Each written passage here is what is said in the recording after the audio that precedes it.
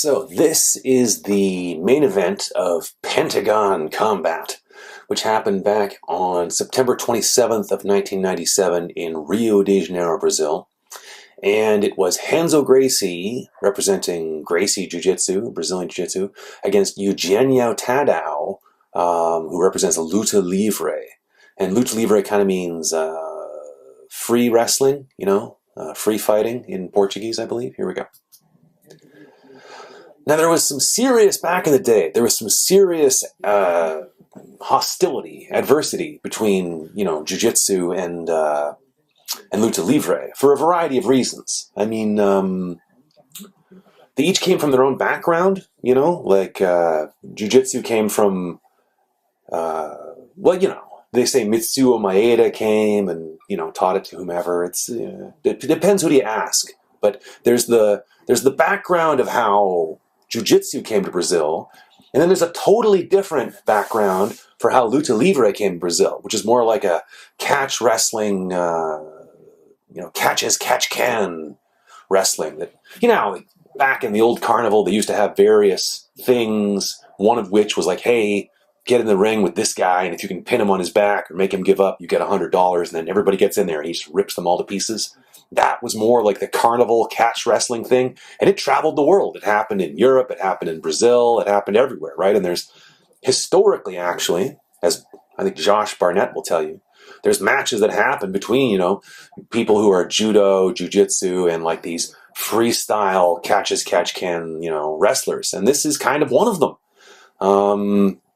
Because there was a time, like 100 years ago or whatever, or maybe even less than that, where jiu-jitsu had not quite become judo yet. And a lot of guys, they didn't even call themselves, judokas or judo players. They called themselves, they do Kano jiu-jitsu, Jigoro Kano, that invented judo. And one of them was this guy Mitsuo Maeda that went to Brazil, although he wasn't the only guy. There was a bunch of Japanese guys that went to Brazil, and they taught a bunch of Brazilians. And those guys just started calling it jiu-jitsu, which is what they weren't calling it judo yet. You know what I mean? So the idea that it became old jiu-jitsu, then judo, then Brazilian jiu-jitsu is not quite correct.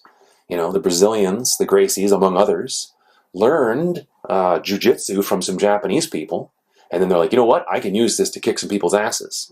And then some other guys, Eugenio Tadeu and Hugo Duarte, and there's a few others, I don't know. They learned this catch-can wrestling from these, submission wrestling guys that were touring through the country. And anyway, like I said, there was some hostility, some adversity between those two groups. And one of which was that to have a kimono, you have to have some money. Like, jiu-jitsu is kind of considered the art for the, people with money. And luta-livre, you didn't need a kimono. You didn't have to afford a kimono. So luta-livre was more common among the poor, and jiu-jitsu was more common among, rich people. And, yeah. Anyway. Brazilians are naturally very hot-blooded, very competitive. If you go to like a soccer game in Brazil, you got to wear a groin cup and a mouthpiece just because of the, I'm just kidding, of course. But I was at a soccer game in Brazil, man, and I tell you, it was very switched on. It was very game on, as I say. And I've been to mixed martial arts events in Brazil as well, and obviously jiu-jitsu tournaments, and man, people are very emotional down there about, the sides they're taking. So anyway, you'll see what I mean about how this fight ends. Historically, I think this is the only fight that ends this way, Anyway, Eugenio Tadeu and both Renzo went on and fought later in the UFC, but the jiu-jitsu was more at the time about, I'm going to take you down, I'm going to get a position of superiority, and I'm going to submit you. And luta-livre was more of like freestyle fighting. I did a match earlier I put up a match between Merlo Bustamante and Jerry Bolander from the Lions Den. And luta-livre in Brazil, from my understanding, was a bit more along the lines of the Lions Den. It was more like well-rounded. They didn't,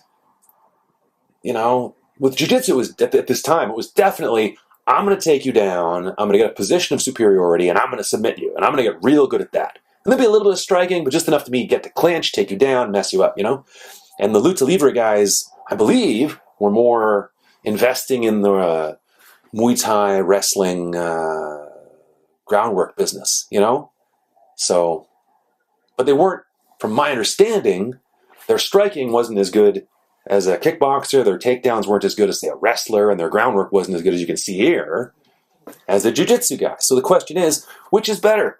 To be so-so at 3 things, or to be really good at one plan of action? Move in, take you down, submit you. You know what I mean?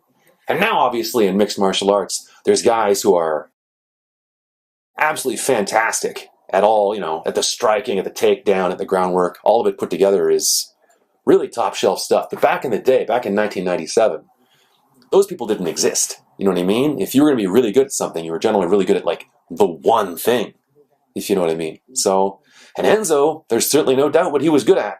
That Gracie style of clinch, take you down, and submit you, And, it's interesting, I was reflecting earlier today about how there were certain events that happened in the early 90s, and obviously Royce Gracie was in the UFC, but Renzo was in all the other ones, Well, not all of the other ones. He was in, like, the World Combat Championship, I uploaded a video of him doing that. He was in Mars, Martial Arts Reality Super Fighting. He was in this, Pentagon Combat, And then later he fought in the IFL, he fought in Pride, he fought in the UFC. Like, Renzo fought in everything, But I guess Royce, did Royce later? Yeah, Royce fought in Pride later too. But I mean, anyway, Royce fought in the UFC. I think Half went and fought in, what was the other one called?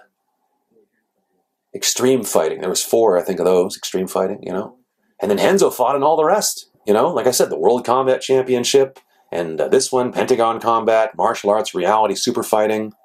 Later, like I said, the IFL,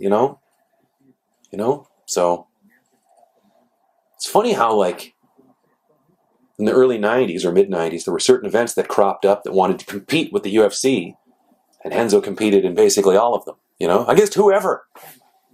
Really quite admirable. Anyway, you can see here, enough of my chattering, Renzo has taken Eugenio Tadeu down, he's passed his guard, he's in a pretty good position, But Tadeu, he hasn't been able to submit Tadeu yet.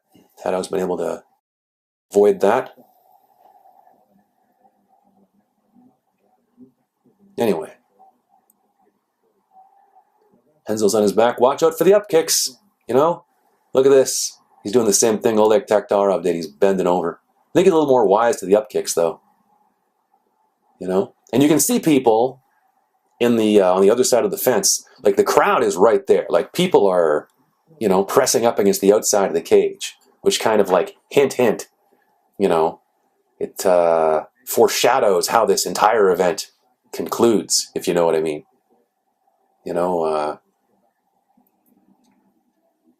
Anyway, Renzo's mounted on him again. He's pounding away. And Eugenio Tadeu's on his back, If you were scoring this using IBJJF rules, Renzo would get 3 for the pass and 4 for the mount. But then again, he'd also be DQ'd for punching Tadeu in the face. You're not allowed to punch in sport jiu-jitsu. What is this? And, yep.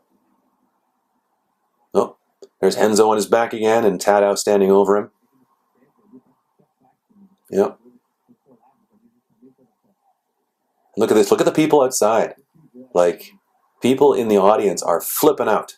They're flipping out, I remember years ago, I was at the Brazilian Nationals of Jiu-Jitsu, and it was the final match of the Absolute Division, you know what I mean? And man, that crowd was, holy smokes, I've never seen a crowd like that, Like, it was very switched on. It was very game on, So I can only imagine what it's like here, I went to a mixed martial arts event in Brazil as well, but, that one was pretty game on, but it wasn't as game. Oh, geez, it wasn't as game on as that jiu-jitsu event or a soccer match I went to. I think it was like Botafogo versus, I don't know, I forget. But man, that was another one that was like really, really game on. Anyway, Renzo's on his back. And Tadeu's standing over him. The referee's stopping the fight. He's making Renzo get up, you know.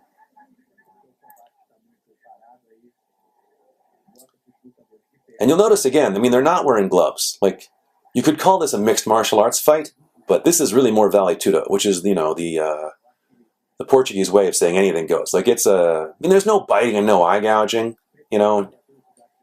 Pretty sure you're not allowed to kick people in the nuts as well. But other than that, it's game on. You know, like vale tudo means everything goes, you know. Like tudo is everything and vale is, go, Go everything. Anyway. Who's winning the fight at this point? I'd say probably Renzo.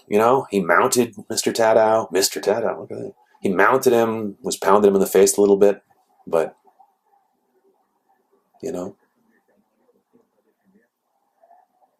I can only imagine if there's judges and watching this, and if there's someone like standing in front of them and stuff, Like it just seems like it's a pretty chaotic event, Oh, Enzo's taking him down and past his. Look at that. Like, look at that. People are flipping out. Yeah, and Tadeu took him down. He's kicking away at him and stuff. I read somewhere when I was reading about this event, Pentagon Combat, this is where it goes totally crazy, that one of the fighters was up against the cage and like someone from outside the cage like stabbed him like through the cage, And that's what led to things just going right off the rails, which I think is what happens in a moment or two here. Anyway, and as you can see, this is like a copy of a copy of a copy, you know what I mean? It was originally screened on Sport TV in Brazil, and then someone taped it, and I eventually got a copy of a copy. Because, I got all this way back before YouTube existed, and it was just people copying VHS tapes and mailing it to one another, you know what I mean?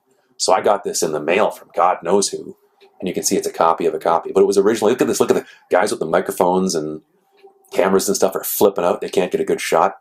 Madness. It's crazy. Everyone run for your lives. There's guys like hanging up over the fence there, screaming at one another. Yeah. Oh, see? The lights have gone out. This event ends in a riot, by the way. I don't know if you're going to see it here, but chairs are getting thrown. There's a fire. The lights go out. So this match technically ends in a draw, I guess, because there's a riot. People are screaming. I think someone gets stabbed. I don't know. You can read about it online. So it's a good thing the first UFC didn't end this way, But look at this. See, look at this. See? Lunacy. Chairs are being thrown, and I think someone gets stabbed. See? It's important to know self-defense, Yeah. But in a situation like this, the best self-defense is just getting the hell out of there, just running away, Anyway, if you have any questions or comments, write it in the stuff below.